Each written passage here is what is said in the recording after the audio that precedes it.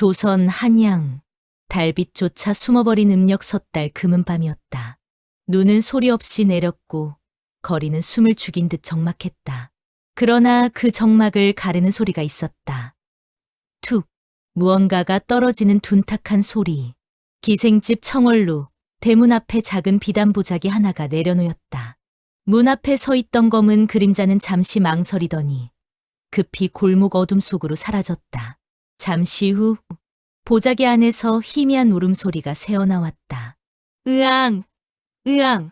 그 울음은 약했다. 금세라도 끊어질 듯 가늘었다. 청월루의 늙은 하인이 새벽 물을 길러 나왔다가 그 소리를 들었다. 이 밤중에 고양이인가?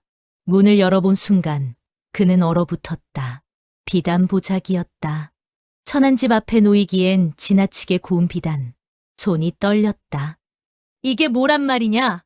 보자기를 풀자 갓 태어난 여자아이가 나왔다. 얼굴은 창백했고 입술은 보랏빛으로 질려 있었다. 그러나 손목에는 금실로 수놓인 작은 놀이개가 달려 있었다. 용, 문양. 하인의 얼굴이 하얗게 질렸다. 이건 양반가에서도 함부로 쓰지 못하는 문양이 아닌가. 그때 안에서 기생월향이 걸어 나왔다. 30을 넘겼지만 아직도 고운 자태를 잃지 않은 여인. 그러나 눈빛은 오래전부터 세상에 대어 무덤덤해진 사람의 것이었다. 무슨 소란이냐? 하인은 말을 잇지 못하고 아이를 내밀었다. 월향은 아이를 받아 안았다. 차가웠다. 너무도 차가웠다. 이런 눈 속에 아이를 버렸다고? 그녀는 잠시 하늘을 올려다보았다. 그래, 살리고 싶지 않았겠지. 아니면 살려둘 수 없었겠지. 아이의 손목 놀이개를 살폈다. 분명한 신분의 흔적. 이 아이는 태어나지 말았어야 할 아이로구나. 월향은 결심했다. 데워라. 불 더 피워라. 젖동량이라도 해오너라. 하인이 놀라 외쳤다. 마님, 기생집에서 아이를 키운다 하면 조롱거리가 됩니다. 월향의 눈빛이 싸늘해졌다. 조롱은 늘 받던 것이다. 아이가 죽는 것보단 낫다. 그날 밤 기생집은 조용히 분주해졌다. 아이의 숨은 간신히 이어졌다. 그리고 새벽녘 아이는 작게 울었다. 살겠다는 울음이었다. 월향은 아이의 이마에 손을 얹었다. 그래, 살아라. 내가 누구의 핏줄이든 여기선 그냥 아이다. 이름을 지어야 했다. 창밖에 붉은 기운이 번지고 있었다. 연홍, 붉은 빛처럼 살아남으라는 뜻이었다. 연홍은 기생집에서 자랐다.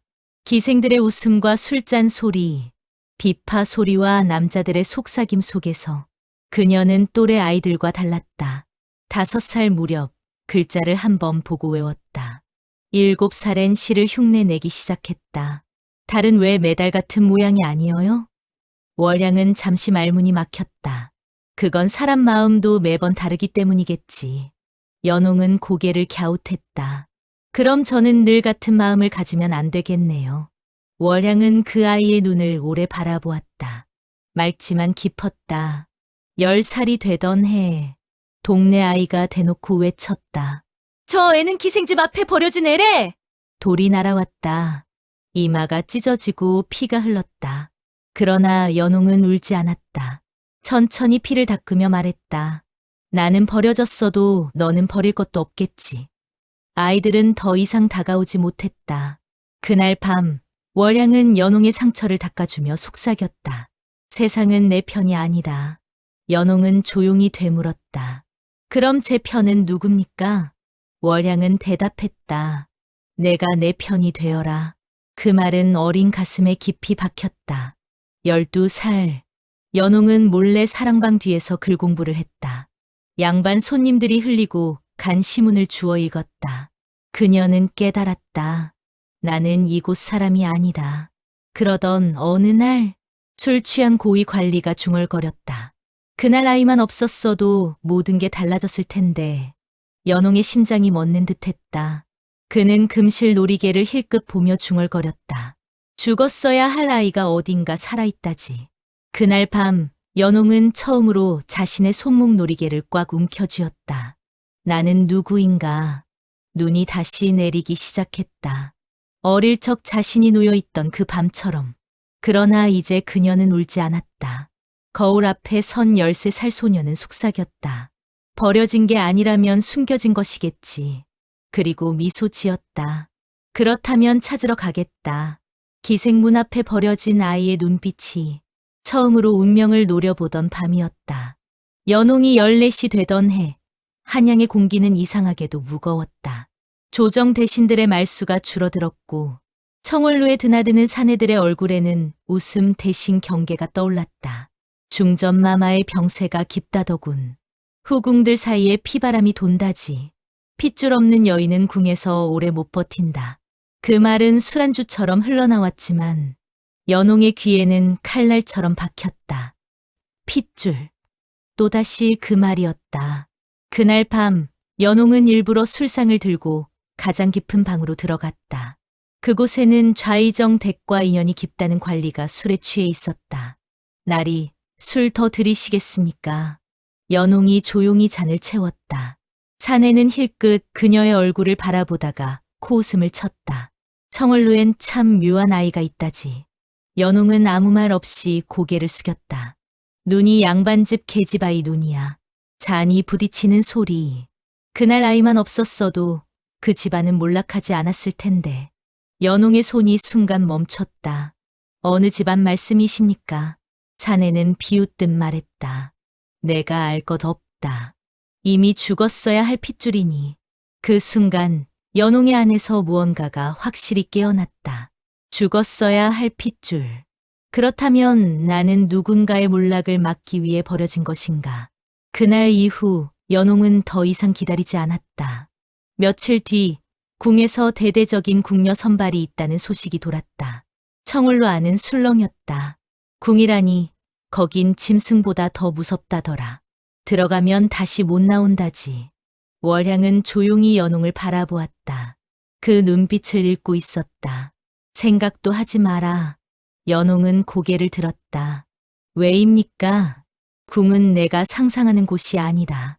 그래도 가야 합니다. 월향의 목소리가 낮아졌다. 너는 기생집에서 자랐다. 신분을 묻는 순간 끝이다. 연홍은 미소 지었다. 신분을 묻기 전에 실력을 보이게 하겠습니다. 월향이 비웃었다. 세상이 공정하다 믿느냐? 아닙니다. 연홍의 눈이 차갑게 빛났다. 그래서 더더욱 가야 합니다. 침묵이 길게 흘렀다. 월향은 낮게 물었다. 궁에 들어가 무엇을 할 셈이냐? 연홍은 처음으로 속내를 드러냈다. 저를 버린 사람이 두려워하는 자리에 서겠습니다. 월향의 숨이 멎었다. 내가 복수라도 하겠다는 것이냐? 복수라기보다 확인입니다. 무엇을? 제가 정말 죽었어야 할 존재였는지. 시험날 궁궐 붉은 문 앞에는 수십 명의 처녀들이 서 있었다. 비단 옷을 입은 양반과 규수들 사이에 연홍은 가장 수수한 차림이었다. 그러나 눈빛은 누구보다 흔들림이 없었다. 여기서 밀리면 다시는 기회가 없다. 시험 문제는 뜻밖에도 간단했다. 충과 효 중 어느 것이 먼저인가. 이유를 서술하라. 다른 이들은 뻔한 답을 적었다. 임금이 먼저라 적었다. 연홍의 붓끝이 잠시 멈췄다. 그리고 움직였다. 효를 모르는 자가 어찌 충을 알겠습니까? 부모를 버리는 자는 임금도 버릴 것입니다. 먹이 종이에 스며들었다. 그 문장은 칼처럼 날카로웠다. 시험을 보던 상궁의 눈썹이 꿈틀했다. 내가 쓴 것이냐? 예, 부모를 버리는 자라 그 말이 위험한 줄 아느냐? 연홍은 조용히 대답했다. 위험한 말이 아니라 두려운 말이겠지요. 상궁은 한참 그녀를 바라보았다. 그 눈에는 흥미가 어렸다. 며칠 뒤 청월루 마당에 말발굽 소리가 울렸다. 관복을 입은 사내가 내려섰다. 연홍이라 하는 자 있느냐? 하인들이 숨을 삼켰다. 월향의 손이 떨렸다. 연홍은 천천히 앞으로 나왔다. 접니다. 사내는 두루마리를 펼쳤다. 궁녀 수습으로 합격하였다. 즉시 입궁하라. 마당이 고요해졌다. 누군가는 수군거렸다. 기생집 아이가 궁으로? 월향은 아무 말도 하지 못했다. 그저 연홍을 바라보았다. 연홍은 그 눈을 마주보며 조용히 말했다. 돌아올 길은 없습니다. 월양의 목소리가 갈라졌다. 살아남아라. 연홍은 미소 지었다. 전 버텨본 적 없는 삶이 없습니다. 입궁 전날 밤, 월양은 연홍의 머리를 직접 빗겨주었다. 궁에서는 누구도 믿지 마라. 예, 내 출신은 절대 말하지 마라. 예. 그리고 월양의 손이 멈췄다. 혹여 내가 찾는 답이 잔인하더라도 무너지지 마라. 연홍은 잠시 눈을 감았다. 전 이미 한 번 버려졌습니다. 더 잃을 것도 없습니다. 그 말이 월양의 가슴을 찔렀다. 새벽이 밝아왔다. 연홍은 청월로 대문 앞에 섰다. 바로 그 자리였다. 자신이 놓여있던 그 문. 눈 대신 햇살이 내려앉아 있었다. 연홍은 소매 속 놀이개를 꺼내 바라보았다. 당신이 누구든 이제 제가 찾아갑니다. 궁궐의 붉은 문이 천천히 열렸다. 안쪽에서는 북소리가 울리고 있었다. 그 소리는 환영이 아니라 경고처럼 들렸다. 연홍은 발을 옮겼다. 한 발, 또 한 발. 기생문 앞에 버려진 아이가 이제는 조선의 가장 위험한 공간으로 들어섰다. 그리고 그 순간 궁 안 어딘가에서 누군가가 그녀의 이름을 처음으로 속삭였다. 살아 있었구나. 연홍은 아직 그 사실을 알지 못했다. 그러나 운명은 이미 그녀를 기다리고 있었다. 궁에 들어온 첫날, 연홍은 깨달았다. 이곳은 말이 적은 자가 오래 사는 곳이 아니었다. 말을 잘못한 자가 먼저 죽는 곳이었다. 내 명부의 공기는 숨이 막히도록 고요했다. 발소리조차 조심스러웠다. 너 어디 출신이냐? 첫 질문이었다. 상궁의 눈은 차갑게 빛났다. 연홍은 고개를 숙였다. 한양 외가 쪽에서 자랐습니다. 거짓말은 아니었다. 그러나 진실도 아니었다. 상궁은 한참을 노려보더니 말했다. 눈이 건방지다. 그날 밤 연홍의 방 앞에 누군가 물을 엎질러 두었다. 미끄러지면 다칠 수 있는 위치였다. 실수일 리 없었다. 환영 인사로군. 며칠 뒤 사건이 터졌다. 중전의 병세가 급격히 악화되었다. 궁 안이 뒤집혔다. 약방이 바뀌었다. 탕약에 문제가 있다. 궁녀들이 수군거렸다. 그리고 그날 밤 연홍의 방에서 약재 한 봉지가 발견되었다. 독초였다. 상궁의 목소리가 날카롭게 울렸다. 이것이 무엇이냐? 모두의 시선이 연홍에게 꽂혔다. 누군가의 함정이었다. 연홍은 봉지를 바라보다가 조용히 말했다. 제 것이 아닙니다. 증거가 내 방에서 나왔다. 그렇다면 제 방을 드나든 자부터 찾으십시오. 상궁의 눈썹이 꿈틀했다. 감히 따지느냐? 연홍은 무릎을 꿇었다. 그러나 고개는 숙이지 않았다. 중전마마를 해칠 이유가 제게 무엇입니까? 그때였다. 문 밖에서 낮은 목소리가 들렸다. 잠시 물러나라. 모두가 숨을 삼켰다. 임금이었다. 연홍은 처음으로 임금과 눈을 마주했다. 그의 눈에는 피로와 분노가 동시에 서려 있었다. 내가 그 아이냐? 연홍의 심장이 멎는 듯했다. 어찌 아십니까? 임금은 대답하지 않았다. 그는 독초를 집어들었다. 이것은 서북 지방에서만 나는 것이다. 궁 안에서 구하기 어렵다. 연홍의 머릿속이 빠르게 돌아갔다. 서북 지방, 좌의정 가문의 본관이 그쪽이었다. 설마. 임금이 낮게 물었다. 내가 했느냐? 연홍은 조용히 고개를 들었다. 제가 했다면 이런 방식은 택하지 않았을 것입니다. 주위가 얼어붙었다. 무엄한 말이었다. 그러나 임금의 눈이 번뜩였다. 어떤 방식이냐? 중전마마를 해치려는 자를 먼저 찾았을 것입니다. 순간 방 안의 공기가 바뀌었다. 임금은 한 걸음 다가왔다. 내가 그 자를 찾을 수 있겠느냐? 연홍은 심장이 뛰는 것을 느꼈다. 이것이 기회였다. 허락하신다면. 그날 이후 연홍은 조용히 움직였다. 궁녀들의 발걸음, 약방 라인의 손놀림, 후궁들의 표정까지 하나하나 기억했다. 그리고 알아냈다. 독초는 중전이 아니라 임금을 노린 것이었다. 중전이 먼저 쓰러지면 임금이 직접 약을 확인할 가능성이 있었다. 임금을 제거하고 어린 세자를 세우려는 자. 그 배우는 단순한 후궁이 아니었다. 며칠 뒤 연홍은 밤중에 약방으로 향했다. 달빛 아래 검은 그림자가 움직였다. 거기 누구냐? 그림자가 달아났다. 연홍은 쫓았다. 복도 끝에서 그를 붙잡았다. 얼굴을 확인하는 순간 좌의정 집안의 신복이었다. 그의 손에는 또 다른 독이 들려 있었다. 그 순간 칼날이 번뜩였다. 연홍의 팔에 피가 튀었다. 그러나 그녀는 놓지 않았다. 내가 배우냐? 자네는 이를 갈았다. 살아있었군 그날 그 아이. 연홍의 심장이 쿵 하고 떨어졌다. 무슨 말이냐? 자네는 비웃었다. 죽였어야 했는데. 발소리가 들려왔다. 임금의 호위군이었다. 자네는 자결했다. 피가 대리석 바닥을 붉게 물들였다. 다음 날 궁은 발칵 뒤집혔다. 좌의정이 긴급히 불려왔다. 임금의 목소리는 차가웠다. 내 집안 사람이 어찌 궁 안에서 독을 들고 있었느냐. 좌의정은 얼굴이 하얗게 질렸다. 그때 연홍이 나섰다. 폐하, 그 자는 저를 보며 말했습니다. 임금이 물었다. 무슨 말이냐? 연홍은 천천히 소매를 걷었다. 피 묻은 팔이 드러났다.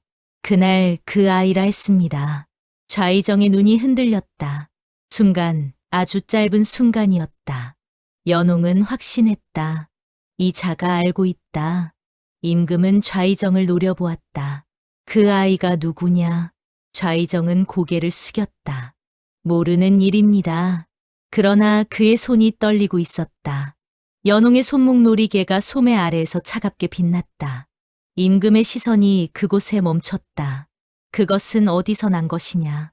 궁 안이 숨을 삼켰다. 연홍은 잠시 망설였다. 지금 밝히면 끝날 수도 있었다. 그러나 물러설 길은 없었다. 태어날 때부터 가지고 있던 것입니다. 임금의 눈동자가 크게 흔들렸다. 아주 희미하게 그의 입술이 움직였다. 설마. 좌의정이 급히 외쳤다. 폐하, 저 아이는 기생집 출신입니다. 연홍은 고개를 들었다. 기생집 앞에 버려졌습니다. 임금의 시선이 그녀의 얼굴을 오래 머물렀다. 그리고 낮게 말했다. 살아 있었구나. 그 말은 누구에게 하는 말인지 알 수 없었다. 그러나 그 순간 궁 안의 권력의 흐름이 바뀌었다. 그날 밤 연홍은 홀로 서 있었다. 팔의 상처는 아직 아팠다. 그러나 더 뜨거운 것은 가슴이었다. 나는 누구인가? 좌의정은 분명 알고 있었다. 임금 또한. 그녀는 하늘을 올려다보았다. 붉은 궁은 여전히 조용했다. 그러나 그 아래에서는 핏줄과 권력이 뒤엉켜 소용돌이치고 있었다. 연홍은 조용히 중얼거렸다. 이제 도망칠 수 없습니다. 그녀의 발밑에 떨어진 피가 말라가고 있었다. 기생문 앞에 버려진 아이는 이제 궁의 중심에서 피의 비밀을 마주하고 있었다. 그리고 그녀는 깨달았다. 이 싸움은 단순한 생존이 아니라 왕좌를 둘러싼 전쟁이라는 것을. 궁은 조용했으나 고요하지 않았다. 피가 한번 흐른 궁은 다시는 맑은 얼굴로 웃지 못한다. 연홍은 그것을 알았다. 독초 사건 이후 대신들은 겉으로는 고개를 숙였으나 속으로는 칼을 갈고 있었다. 기생집 출신의 계집이 임금의 곁을 지킨다는 것만으로도 그들은 모욕이라 여겼다. 그러나 임금은 달라졌다. 어느 날 밤 경연이 끝난 뒤였다. 임금은 홀로 서고로 향하던 연홍을 불러 세웠다. 너는 두렵지 않느냐? 낮고 고른 음성이었다. 연홍은 잠시 고개를 들었다. 붉은 등 아래 선 임금의 얼굴은 그날 밤보다 훨씬 인간적이었다. 무엇이옵니까? 이 궁이다.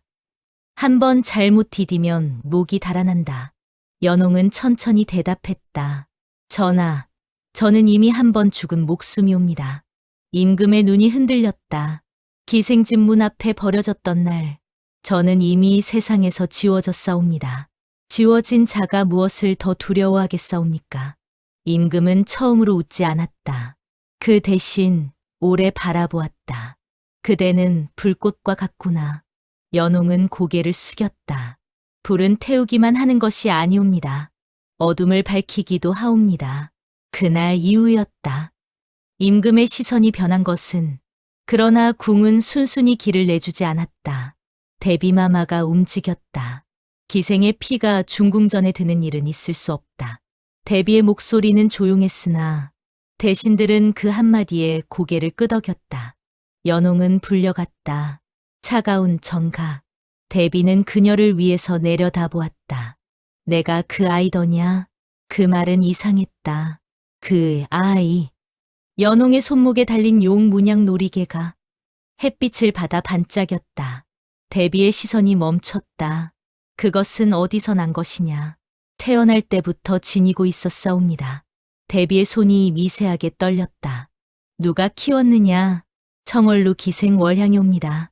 순간 대비의 눈동자에 지나가는 감정, 그리고 죄책감. 연홍은 놓치지 않았다. 며칠 뒤 궁 안에 비밀이 흘러나왔다.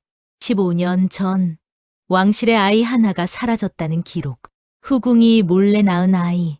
정쟁 속에서 존재가 지워진 아이. 연홍은 밤새 기록을 뒤졌다. 그리고 마침내 이름을 찾았다. 이연리엔. 손이 떨렸다. 태어난 날짜. 자신의 생일과 같았다. 그 순간 문이 열렸다. 임금이었다. 연홍은 고개를 들었다. 전하 만약 제가 말을 잇지 못했다. 임금은 조용히 다가왔다. 그대가 누구의 핏줄이든 상관없다. 연홍의 눈이 흔들렸다. 전하는 아시옵니까? 임금은 한참을 침묵하다 말했다. 짐은 이미 알고 있다. 그 말은 벼락 같았다. 대비마마께서도. 그러나 조정은 모른다. 알게 되면 피가 흐른다. 연홍은 숨을 고르며 말했다. 전하, 숨기는 것은 또 다른 벌임이 옵니다. 임금의 눈이 번뜩였다. 그래서 어찌하겠느냐? 연홍은 무릎을 꿇었다.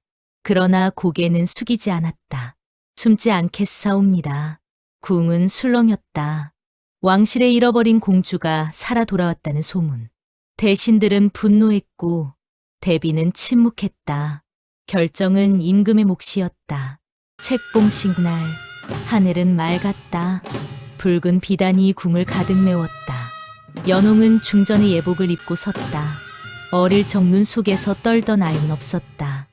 대신 눈을 마주하는 자를 물러서게 만드는 여인이 서 있었다. 임금이 어좌에 앉았다. 대신들이 머리를 조아렸다. 연홍을 중전으로 책봉한다. 순간 바람이 불었다. 비단 깃발이 크게 흔들렸다. 연홍은 앞으로 나아갔다. 그 발걸음은 느렸으나 흔들림이 없었다. 머리에 봉황관이 얹히는 순간 그녀의 손목 놀이개가 조용히 떨어졌다. 딸랑. 용문양이 바닥에 닿았다. 연홍은 그것을 주워 들었다. 그리고 속으로 말했다. 이제는 숨기지 않겠다. 고개를 들었다. 전하, 임금이 바라보았다. 이 궁은 피로 세워졌사옵니다. 허나 저는 피가 아닌 사람으로 지키겠사옵니다. 대신들 사이에 파문이 일었다. 임금은 천천히 일어섰다. 짐의 중전은 짐의 나라를 함께 다스릴 자다. 연홍은 처음으로 미소 지었다. 그 미소는 눈 속에서 살아남은 아이의 것이 아니라 스스로 운명을 선택한 여인의 것이었다. 그날 밤 중궁전 마루에 홀로 선 연홍은 하늘을 올려다보았다. 눈이 내리고 있었다. 처음 버려졌던 밤처럼. 그러나 이번에는 춥지 않았다. 뒤에서 익숙한 음성이 들렸다. 후회하지 않느냐? 임금이었다. 연홍은 고개를 저었다. 전하, 저는 버려진 적이 없었사옵니다. 다만 돌아올 길을 찾는데 오래 걸렸을 뿐이옵니다. 임금은 조용히 웃었다. 눈이 붉은 궁 지붕 위에 쌓였다. 연홍은 손을 펼쳤다. 하얀 눈송이가 손바닥에 내려앉았다. 눈은 모든 것을 덮지만 봄이 오면 사라지옵니다. 그녀는 궁을 바라보았다. 저는 봄이 되겠사옵니다. 붉은 궁 위로 새벽빛이 번지기 시작했다. 기생집 문 앞에 버려진 아이는 마침내 스스로의 이름으로 서 있었다. 충전. 그 이름은 핏줄이 아닌 선택으로 완성되었다.